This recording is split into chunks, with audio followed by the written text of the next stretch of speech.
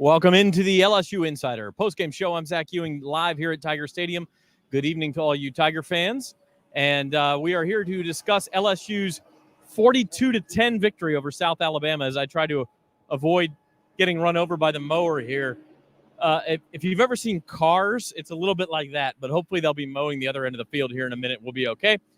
We are here to dissect LSU's 42-10 victory over South Alabama. I know a bunch of you probably still watching the end of Georgia versus Alabama. Looks like the Crimson tied up 41-34 in that game with a minute and a half to go. Georgia's got the ball, so we'll keep an eye on what happens there. We're also going to take your comments and questions live here on the air. I'll get those texted to me, and we'll react live. We'll be joined later from the locker room by Wilson Alexander, our advocate LSU beat writer, and Scott Rabelais, our columnist, and possibly Reed Darcy as well, hoping to have all three of those guys stop by here for a few minutes in between their deadlines for tomorrow's newspaper. But lots to talk about. LSU finally explodes out of the gates for the first time this season, and I do mean explodes out of the gate. A swing pass to Kaden Durham. He makes a man miss, breaks another tackle. 71 yards later, touchdown. LSU defense gets the ball back. Next play, Kaden Durham, 86 yards down to the 1 yard line.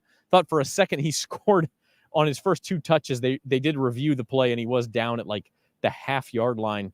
And then Garrett Nussmeier finished that up with a sneak on LSU's third play. So 3 offensive plays into the game for the Tigers. It was 14-0 LSU. And I know we've been talking all year on the LSU Insider postgame show. They've just got to get off to better starts. Sort of kind of did it a couple times, get scored first against Nicholls State and UCLA, but immediately gave up touchdowns on the other end. This time it was really a complete team effort in that first half, and LSU was up 35-3 at the break. They had 429 yards of offense, 8 tackles for loss in the first half. I mean, just an absolute dominant effort in the first half. I would say the first time all year we've seen LSU look like a college football playoff team. Second half, a little sluggish. Game finished 7-7 in the second half, but that's to be expected in many ways. Garrett Nussmeier threw a couple of interceptions that, probably throws he'd like to have back, kind of heat check throws. He looked really good there in the second quarter and tried to force a couple of passes after that. And South Alabama actually had first and goal with a chance to cut this lead to, would have been 35-17 or maybe 35-18 if they go for 2 and kind of make a game of it there in the third quarter. But LSU gets a fourth down stop. Whit Weeks, who had a big day, he gets the fourth down stop on a South Alabama quarterback draw. And that was really all she wrote. LSU took the ball 99 yards the other way for its final touchdown and put this thing away. So LSU is now 4-1 on the year, kind of where we expected them to be after that season opening loss to USC. But they get the 4 victories maybe in less than impressive fashion until this one.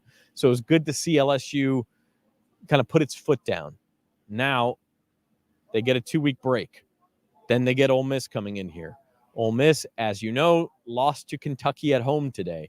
So it's not quite the showdown that we thought it would be. You're not getting a top 5 or top 7 Ole Miss team coming into Tiger Stadium on October the 12th. You're probably getting maybe a little bit of a ticked off Ole Miss team. Now, Ole Miss does have one more game between now and then. They play next week at South Carolina. So, which as LSU knows is not a gimme. It's not an easy game. So we'll see what Ole Miss does. Could it be an Ole Miss team that's lost 2 in a row coming in here to LSU and is fighting to survive its college football playoff hopes? Or could it be a couple of one-loss teams and one of them looking to take a jump into that CFP picture?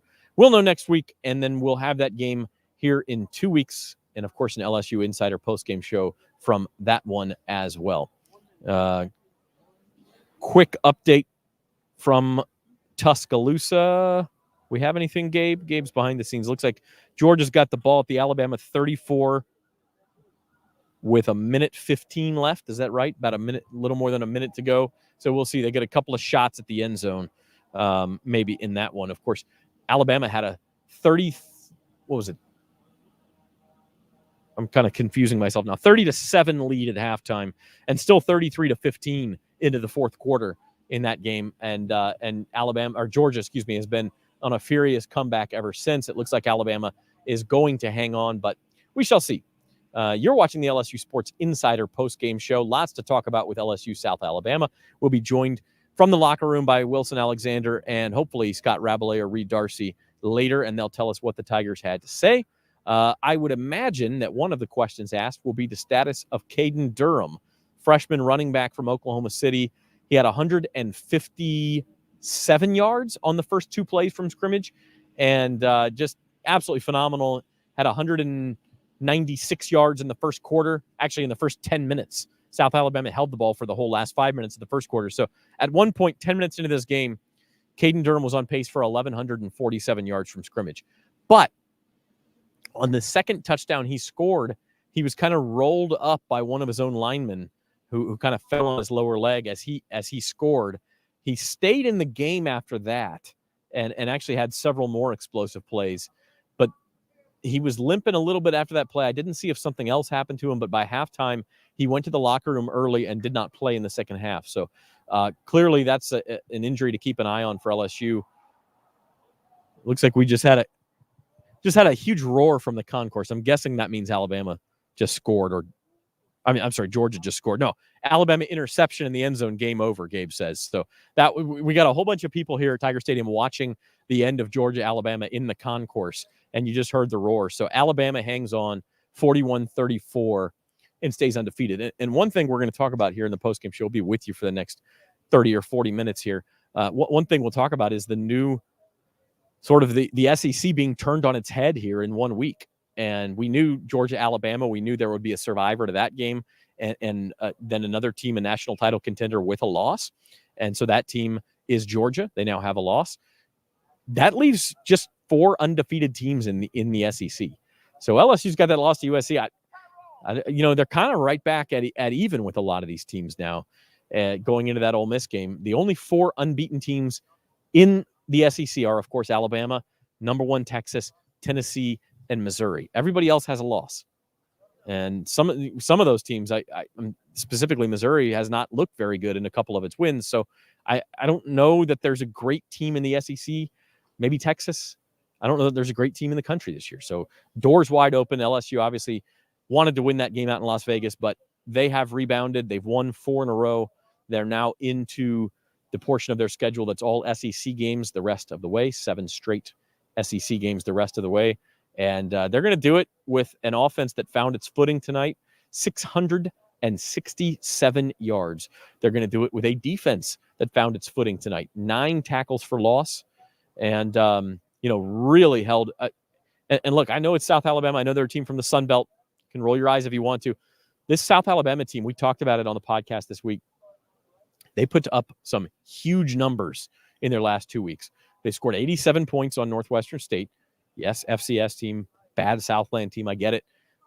That's more than LSU did to Nicholls State. No, it's hard to put up 87 points on air.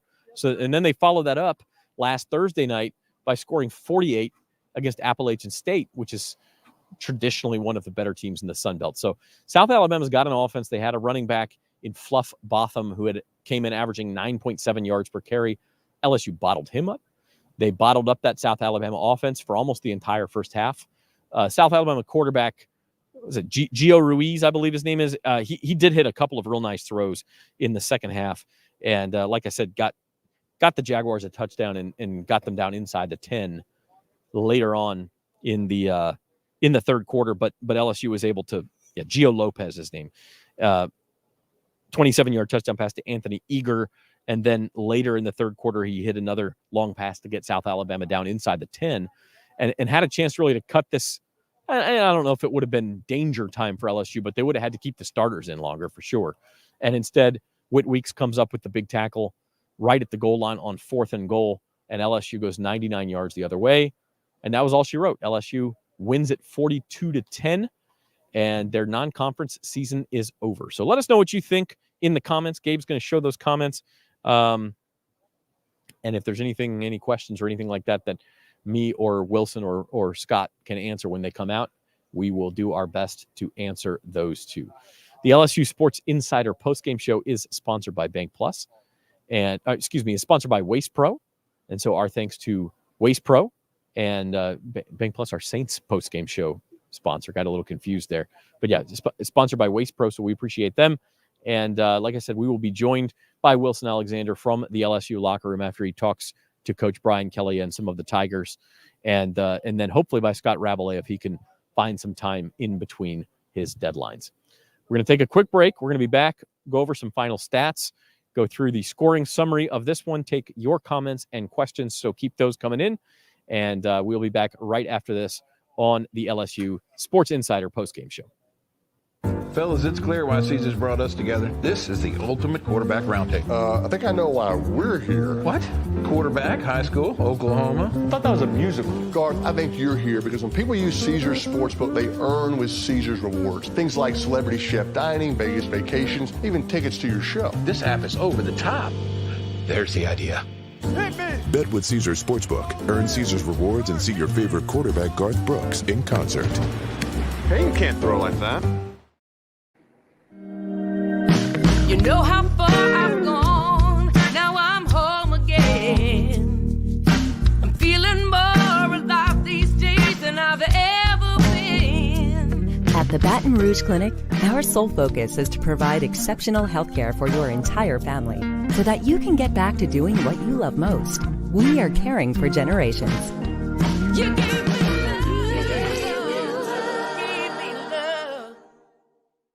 Fellas, it's clear why Caesars brought us together. This is the ultimate quarterback roundtable. I think I know why we're here. What? Quarterback, high school, Oklahoma? I thought that was a musical. Garth, I think you're here because when people use Caesars Sportsbook, they earn with Caesars rewards. Things like celebrity chef dining, Vegas vacations, even tickets to your show. This app is over the top. There's the idea. Bet with Caesars Sportsbook. Earn Caesars rewards and see your favorite quarterback, Garth Brooks, in concert. Hey, you can't throw like that.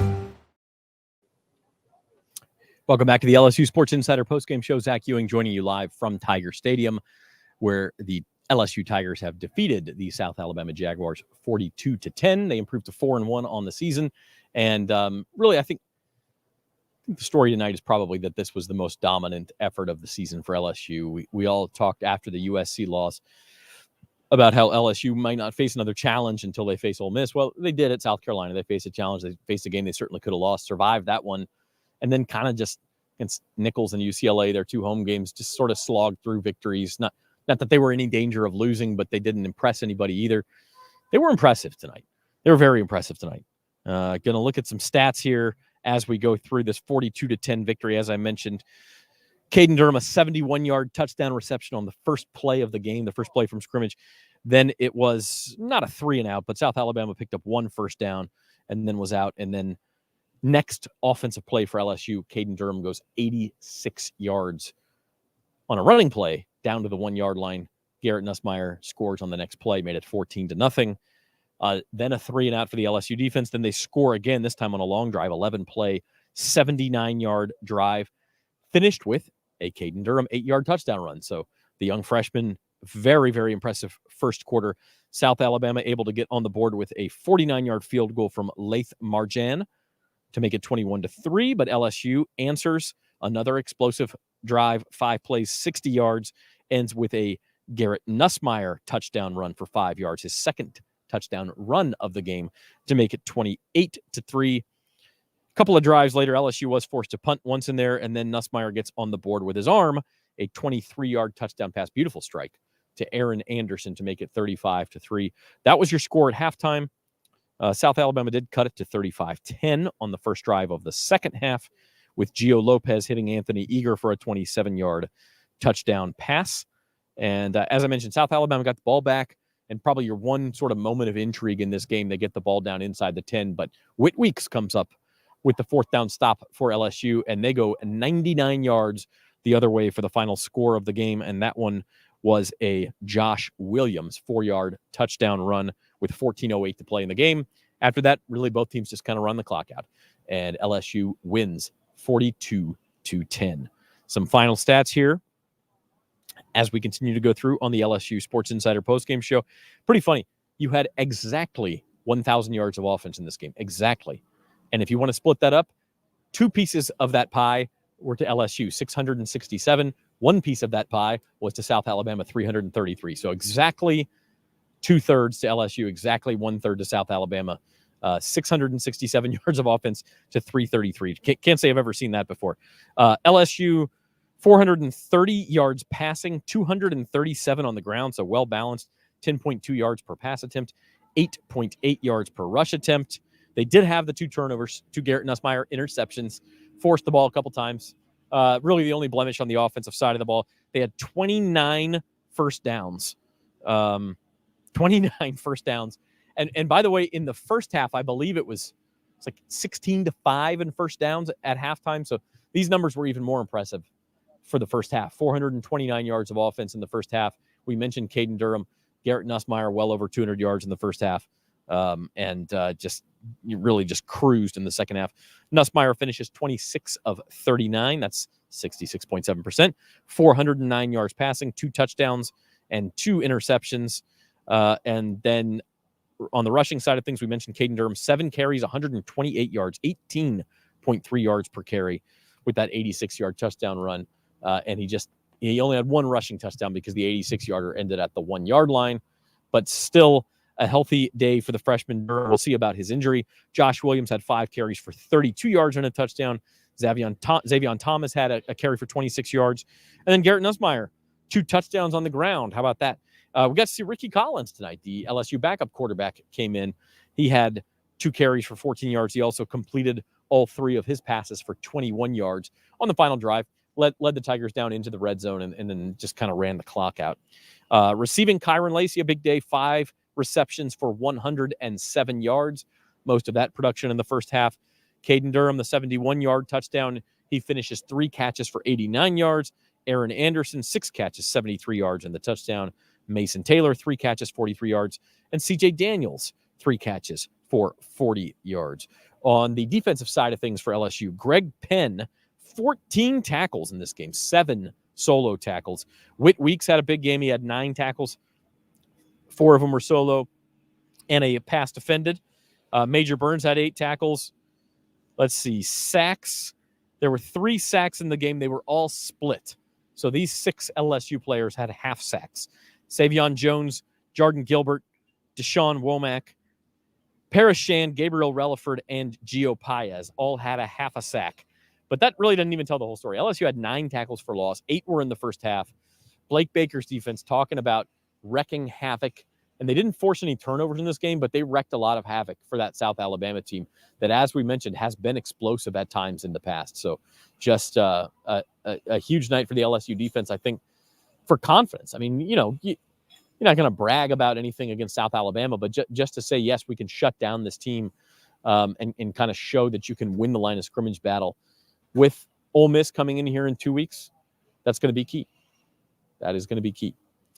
Keep your comments and questions going. Gabe will tell me if we have any that I need to answer. And in the meantime, your SEC scoreboard. And I know the big one, everybody probably finished watching. Welcome if you've been watching that one. But the big one was Alabama 41, Georgia 34. The Crimson Tide hanging on for dear life. A 30-7 lead at halftime. They blew it. Georgia came back and took a 34-33 lead. With just, 2:31 left. But then Jalen Milroe finds Ryan Williams for a 75-yard touchdown. Ended up being the game winner, 41-34. Alabama wins that one, a classic in the SEC. Elsewhere around the conference, all conference games. The shocker this morning, Kentucky beats Ole Miss 20-17, gives the Rebels their first loss. Oklahoma beats Auburn 27-21. That was a crazy one, too. Auburn had a 21-10 lead. It was a 21-10 lead, and Oklahoma able to come back with the help of a pick 6 to win that one. Auburn really kind of blew that game. Up at Jerry World in Arlington, outside Dallas, Texas A&M beats Arkansas 21-17. Number 1 Texas beats Mississippi State 35-13, and we mentioned Alabama beating Georgia 41-34. Our SEC standings as we look at them here. Well, Texas A&M, the only 2-0 team in the conference, so they're in first place. They're 4-1 overall, and then you've got 5 other teams that are 1-0 in the SEC. That includes LSU with their win over South Carolina. Also, number 1 Texas, number 4 Alabama, number 5 Tennessee, and the other one would be number 11, Missouri, all 1-0 in the conference. Your 1-1 teams, Georgia after tonight, also Oklahoma, South Carolina, Arkansas, and Florida. Kentucky's already played 3 conference games. They're at 1-2. Ole Miss and Vanderbilt are each 0-1, and then Auburn and Mississippi State bring up the rear at 0-2 in the SEC. You are watching the LSU Sports Insider postgame show for LSU's 42-10 victory over South Alabama. I'm going to be joined shortly by LSU beat writer Wilson Alexander and Scott Rabelais from the locker room, keeping my eye on that, or technically from the interview room, keeping my eye on that entrance to make sure I wave Wilson over here when he comes out. But in the meantime, we're going to take another break. We are brought to you by Waste Pro, and here is a word from our other sponsors here on the LSU Sports Insider postgame show. Fellas, it's clear why Caesars brought us together. This is the ultimate quarterback roundtable. I think I know why we're here. What? Quarterback, high school, Oklahoma? I thought that was a musical. Garth, I think you're here because when people use Caesars Sportsbook, they earn with Caesars rewards. Things like celebrity chef dining, Vegas vacations, even tickets to your show. This app is over the top. There's the idea. Bet with Caesars Sportsbook. Earn Caesars rewards and see your favorite quarterback Garth Brooks in concert. Hey, you can't throw like that. You know how far I've gone, now I'm home again. I'm feeling more alive these days than I've ever been. At the Baton Rouge Clinic, our sole focus is to provide exceptional health care for your entire family so that you can get back to doing what you love most. We are caring for generations. You give me love.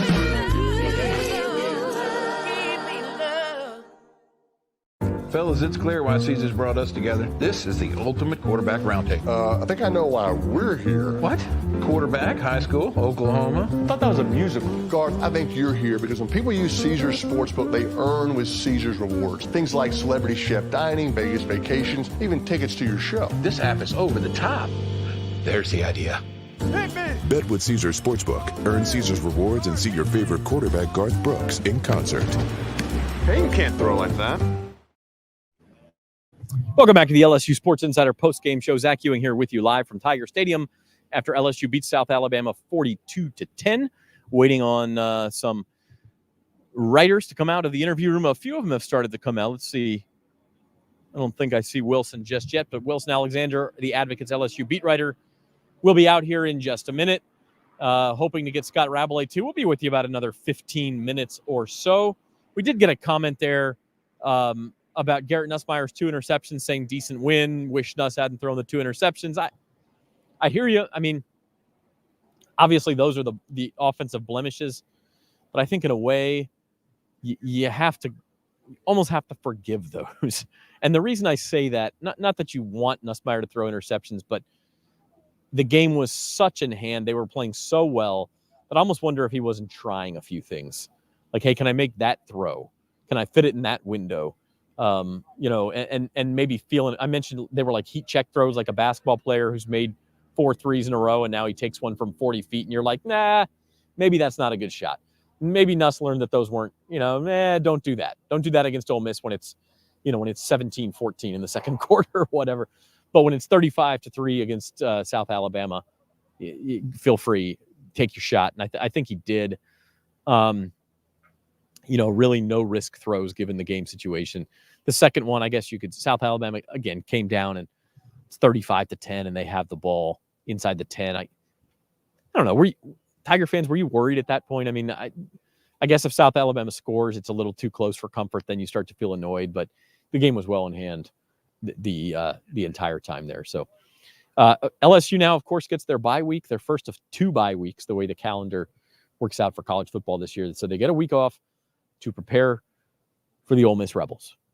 And that looked like a massive, massive test at the beginning of the season. And it looked like a massive test at about 10:59 this morning. But then Ole Miss played Kentucky, and Kentucky, Kentucky may have showed the blueprint for how you control that Ole Miss offense. And part of it was with Kentucky's offense, they kept the ball, dominated time of possession of that game, especially in the first half. And they're able to, to just kind of keep Ole Miss off the field. They also won the line of scrimmage. They got after Jackson Dart a little bit. Can LSU do all those things? I don't think they're going to hold Ole Miss to 17 points like Kentucky did, but the LSU offense can hold on to the ball. The defensive line looked better. I think it's been mostly pretty good this year, even against the tougher teams on the schedule. If they can limit the big plays, LSU's defense has taken a big step forward from last year. And yeah, it's a game against Ole Miss probably turns into a little bit of a shootout with these offenses, but that's okay. You can have a little bit of a shootout. You just don't want what you had last year in Oxford, where it's 52-49 or whatever it was in the last play of the game. If that game's 34-31, you might feel pretty good about it. See if you can take your chances and be the team with the 34. But it changes the equation. Ole Miss with the loss. Like I said, they have to go to South Carolina next week. That's the rest advantage LSU will have. They have the bye. South Carolina doesn't. So we'll see. We'll see what happens. And the Rebels are going to come in here at least with one loss, possibly with two. And LSU's already got the loss. The loser of that game is going to be up against the ropes as far as the college football playoff is concerned. I'm starting to see some writers come out. Looks like Reed Darcy is here. Excuse me. We may have Reed Darcy stop by just for a minute here on the LSU Insider post-game show, get his thoughts. Yep. You coming in? All right. That mic is dead, Reed. So could just come on in and we'll share this one. And all right. Reed Darcy emerging from the interview room. What's LSU's attitude after that one? I think they feel pretty confident. I think they feel kind of excited at how they played today. I think, they thought, we asked what Weeks, was that the most complete game that you've played so far? And he said, yeah, definitely. Just the way they stopped the run on defense and then played complementary football on offense. They really, for the first time this year, it really felt like they played that complete game that you were looking for and that Brian Kelly has been looking for all season, right? When you come out, you get out to a fast start, and then you control the game with your defense. So I think it's what we needed to see from LSU, going into that bye week and Ole Miss game. Yeah, and I mean, it comes at the perfect time. You started to wonder if LSU had this in them just because it'd been 4 weeks and they hadn't really put a complete effort together. But there was a point in that first and second quarter where, I mean, they looked like one of the top teams in the country. Yeah, for sure. I mean, that's what you wanted to see from them. Like that's what you wanted to see from this offense, right? The run game setting up the pass game, right? Because we, you saw it right away. LSU ran the ball well, and they used that run game to sort of set up their passes, and that's kind of what we expected the offense to look like before the season, and they were able to get back to that identity. And it really started with Kaden Durham and just the explosive plays that he made. Oh, we lost lights. It turned our light off here. Yeah. It's a little surprising. Wilson's trying to give us some cell phone light. That was if you can still hear us, we're still here at Tiger Stadium. Zach Ewing with Reed Darcy. It's pretty dark. There you can see Wilson's light. There we are. I didn't bring lights because I thought the stadium lights would be enough, but Zach, with the new lights they have in Tiger Stadium, they can turn these on and off now. So before the lights just stayed on all season pretty much, but now they can turn them on and off whenever they want. So that's a new thing about the lights. That was a complication we didn't anticipate. Let's bring in Wilson Alexander. He's got the light, but what difference does it make if we're on camera now or not? You can't see anything anyway. So LSU Insider post-game show, we're just talking about how complete LSU's effort was tonight on offense and defense, and just kind of how much needed that was. It really was needed because for 4 weeks now, you had seen a team that would have moments here and there where you thought you saw something good come out of them. And then the very next play, they might give up an explosive, especially on the defensive side. That was always the issue, giving up too many explosive plays. And tonight, they really did a good job against an Alabama offense that had been quite explosive. I mean, South Alabama, had averaged 7.58 yards per play coming to this game, scored 45 points per game. And LSU was able to really avoid that and limit the damage, and to play a complete game now, come out fast in the first half, that gives you some confidence going into the bye week. It's easy to kind of write it off and say like, oh well, it was South Alabama, but don't forget that this was a really good South Alabama offense coming into this game, and LSU did a lot of good things to slow them down and come out with as you said, the most complete win that they've had yet this season. And Garrett Nussmeier said post-game that they still haven't played their best football. He still thinks that's ahead of them and something that they can get to. And you can see a lot of areas where they can continue to improve. Yeah, I mean, you say it was just South Alabama, but they couldn't do this against Nichols. They couldn't do this against a bad UCLA team. So, the $1 million question is, are they ready for Ole Miss? And Ole Miss obviously lost today, and that changes the equation of the dynamics of that game maybe a little bit. But what's your opinion? Are they ready for Ole Miss? Not yet, but maybe they can be over the next couple of weeks. Kentucky in that game showed an ability to do a few things. Create pressure was a big one. And LSU can do that. We know that LSU is capable of that. But it also covered really well downfield for the most part. Trey Harris still had a huge game, the Ole Miss wide receiver. And then it tackled well in space. It kind of everybody on Kentucky's defense was coming up and swarming the football. And we saw a little bit more of that out of LSU tonight, I think. That just playing fast and really rallying to the ball in a way that we hadn't always seen yet this year. The execution was much better. And so if LSU can continue to do those things, then you do feel better about this Ole Miss game in a couple of weeks. And honestly, even though it won't have the same sort of stakes because Ole Miss won't be undefeated coming into this game, having watched that, if you're an LSU person, you can actually feel like, oh, well, you probably feel better about it now, even though, it might not carry, a win wouldn't necessarily carry the same weight because Ole Miss won't be undefeated. I feel like someone has shown the blueprint of how to beat Ole Miss and has actually now shown that offense against really good teams might not be quite as explosive as it was previously. Shout out to our light people here, giving us light. That they turned the lights out on us at Tiger Stadium. But Zach Ewing with Wilson Alexander, LSU Insider postgame show. With the lighting situation, we'll keep it short, Wilson. But the SEC had a shakeup today, and it wasn't just Ole Miss. Obviously, you're a Georgia alum, and Georgia nearly comes back and beats Alabama, but yeah, it ends up losing. The SEC's only got 4 undefeated teams anymore, and like one of them is Missouri, who hasn't looked very good and almost lost to Vandy last week. I mean, this conference feels wide open, and I don't see any reason why LSU shouldn't feel like they can be in that conversation. It's like there isn't a great team, but there's a lot of really good teams. And by the end of the year, maybe we'll think differently on that. Alabama looked really, really good for a half and then fell off in the second half, but then Riley Williams made an incredible touchdown there at the end to end up closing out Georgia. Georgia, even though they played awful in the first half, as bad as they maybe have looked under Kirby Smart ever in a lot of ways, were able to then show a lot of fight there in the second half. And so, but again, it's like, but those are teams with flaws. And Texas, we'll see what they're kind of look like when they get Quinn Ewers back, because Arch Manning, there at quarterback today, they weren't quite as efficient, explosive on offense. It was much closer against Mississippi State than you would have thought. So it just feels like there's a few good teams and no real true great team. And LSU is going to try to put itself in the mix there as another one of those good teams. And we know that this is an LSU team that has some good elements. They got to get a lot better in the back end. The secondary in particular, I think safety is going to position where they're going to, over the next couple of weeks, try to shore up that rotation.